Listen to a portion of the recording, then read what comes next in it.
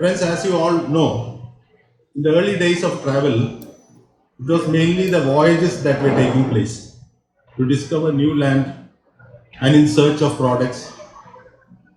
Like the Dutch came to Kerala in search of spices, or the Portuguese or the Europeans went to America, they lost their way. So that was the voyages. Then came the travel by the elite or the deep-rooted pocket. It was luxury involving a lot of cost. Gradually, it made way to mass travel as travel became less expensive and more convenient, with less time spent on traveling owing to good air connectivity as well as accommodation suiting every palate. We have not seen the end of the changes taking place in the travel scene. Disruption is the norm in life. Industries are continually disrupted by new trends, and tourism is no exception. Use of technology in room bookings, booking based on reviews, based on safety and hygiene, based on sustainability, etc., all affect travel. We have to therefore keep our fingers on the pulse to grow and to be relevant. Let's hear from our learned speakers today on the changing trends in travel. We have with us today Dr. Venu IAS, Additional Chief Secretary, Department of Higher Education. Dr. Venu has served as a Tourism Secretary. Until recently, he was the Additional Chief Secretary Tourism along with Higher Education. He has been involved in several tourism initiatives and has contributed to the growth of tourism sector in our state. Dr. Venu is a multifaceted person with keen interest in arts and drama. His involvement and initiative in the tourism sector has endeared him to the stakeholders of the industry. I'm going to invite Dr. Venu. Venu is going to talk about cutting a new path. That is his focus area. I'm sure that he has come with his laptop to talk about it, so that completely moved into technology orientation. And Dr. Venu is a veteran in the travel and tourism industry, not only in Kerala but also in India. He is known, the entire tourism industry of the world, because he has been traveling along with us, the industry partners, to almost all the marts in the world in any countries, and also go for promotions and marketing activities and things like that. And till last week, he was the additional chief secretary of tourism. But he's a very passionate person. And when he was a director of tourism, he started the first KTM, and we have good memories about him. We have traveled all over India to bring in buyers those days, to come here. We managed to get about 450 international buyers for the first KTM here. But today we are sitting here in KTM office in Panampalli Nagar and using technology to bring 1,500 buyers here. Thank you very much, Dr. Venu.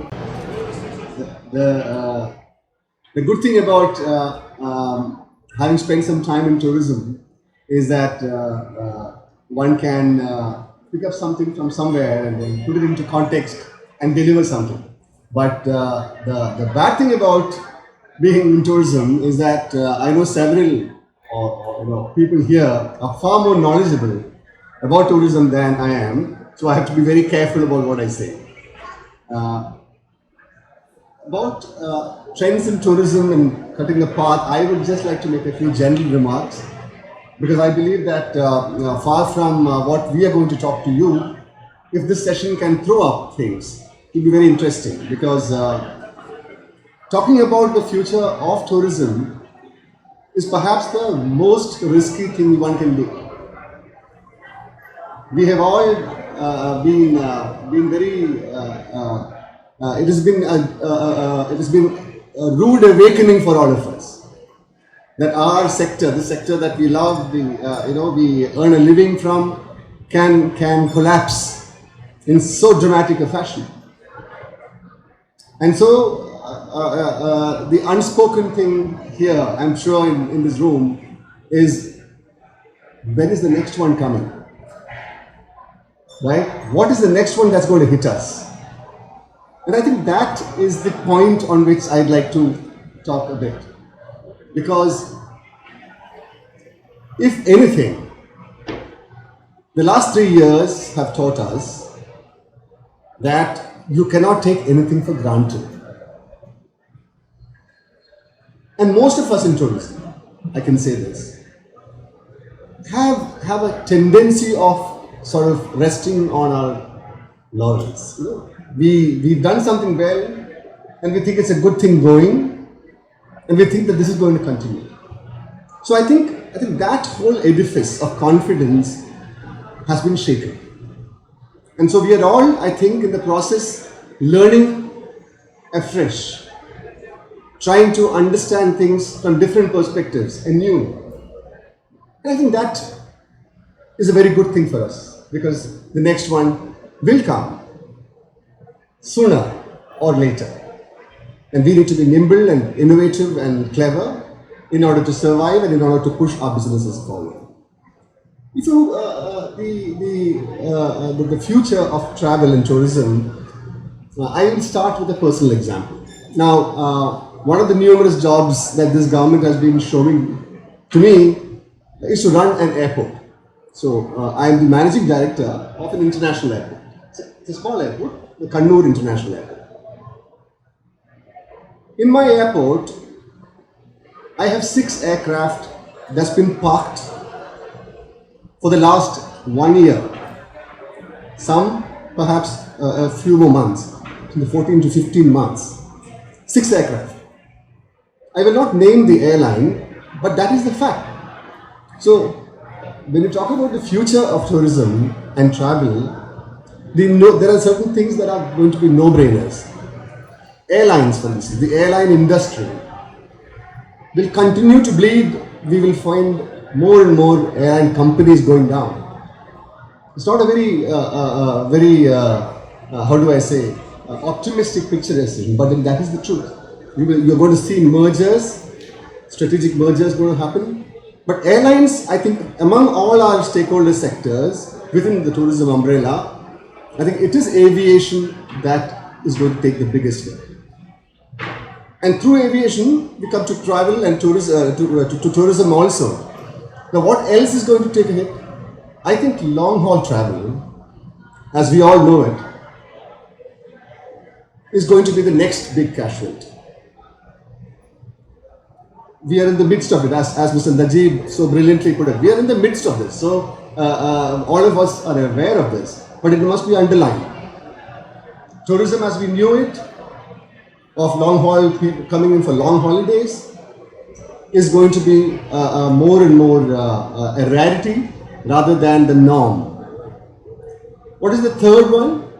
Again, we all know this, but across the world, across regions, people will prefer to travel to a close-by destination.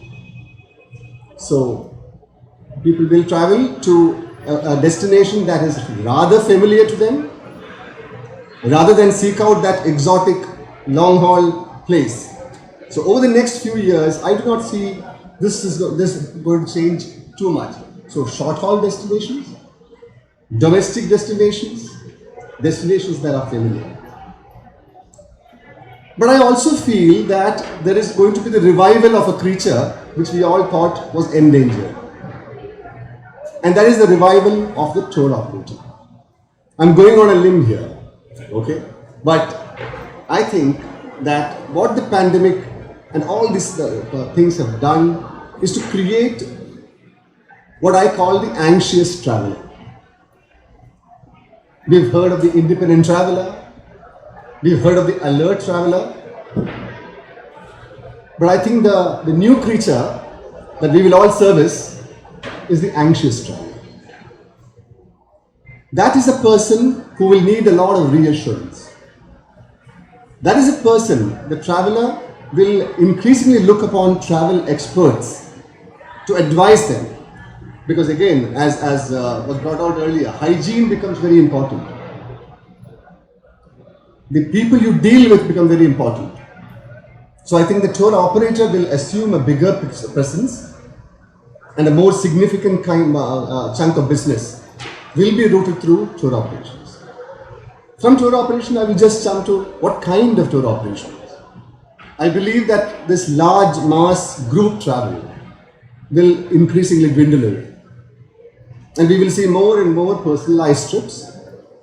We will see small group movements. We will see a lot of FITs.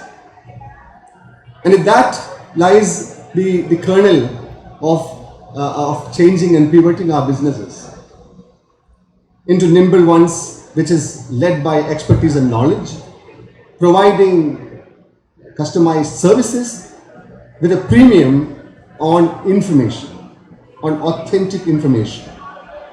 What kind of information? Till now, we never thought that government bulletins would be a very interesting thing. Nobody reads them anyway.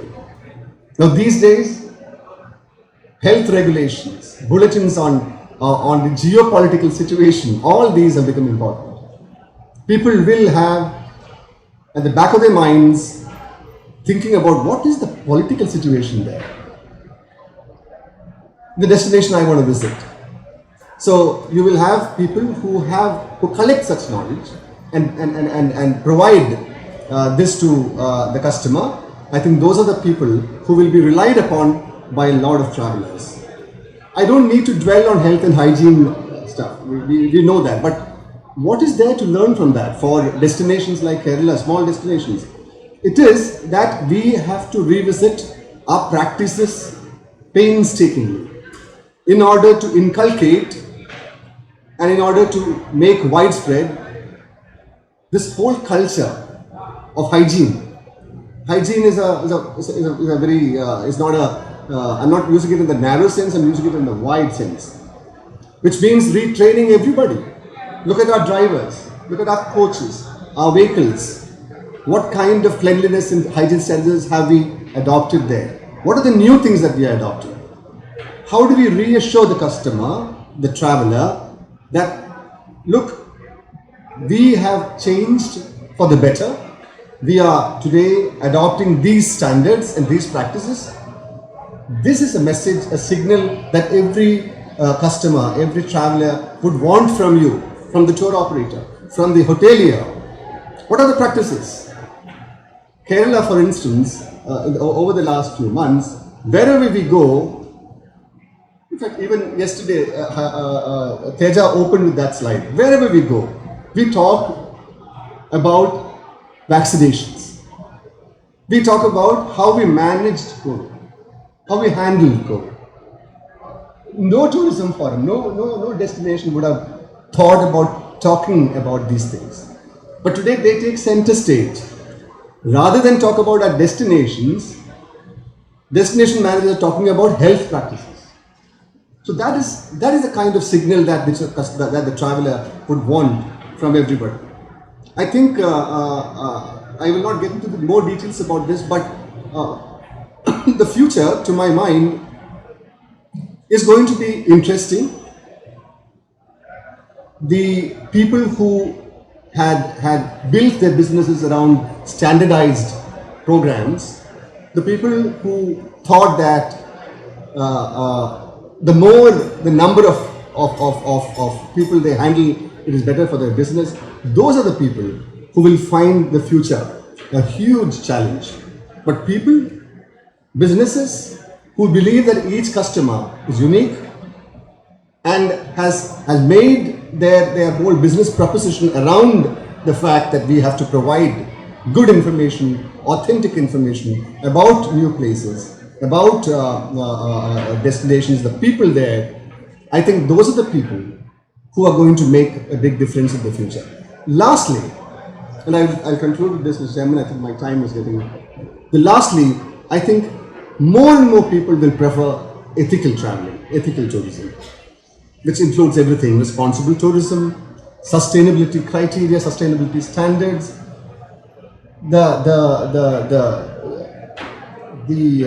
the shock ripples of a pandemic will take a lot of time to subside.